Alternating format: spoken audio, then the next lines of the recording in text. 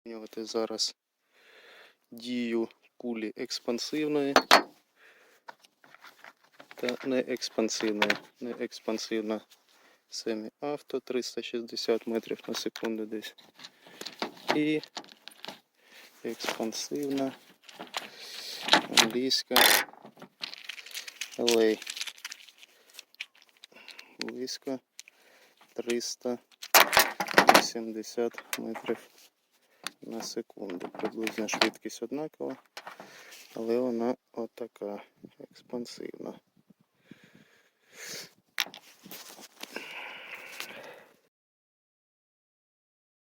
Ну і останній на сьогодні експеримент. Дистанція 50 метрів по лівій пляшці. Цільна куля семі-авто Геко. Посередній буде англійська LA. І по правій, вже трохи коцнутій, буде Ремінгтон, теж експансивна. Тепер ще солід, друга, третя експансивні.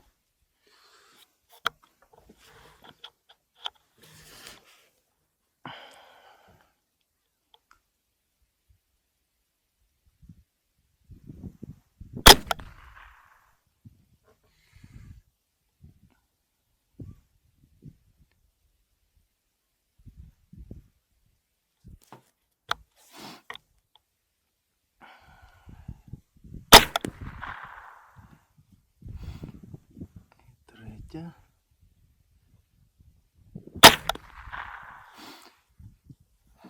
Запобіжник. Що і треба було доказати. Навіть той факт, що цільна куля не збила першу пляшку, друга і третя попадали і повиливалися. Дивимось пошкодження. Оце цільна металева куля.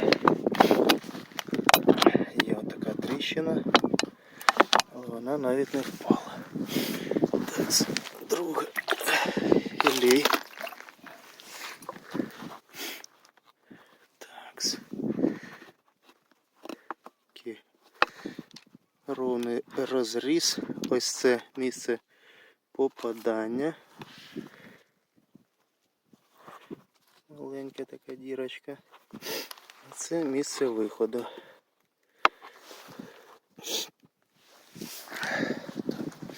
Третя Ремінгтон теж експансивна. Так. Ось тут добре видно.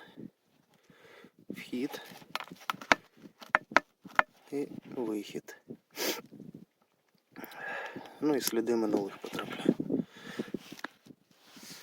Так, експансивна куля робить своє діло.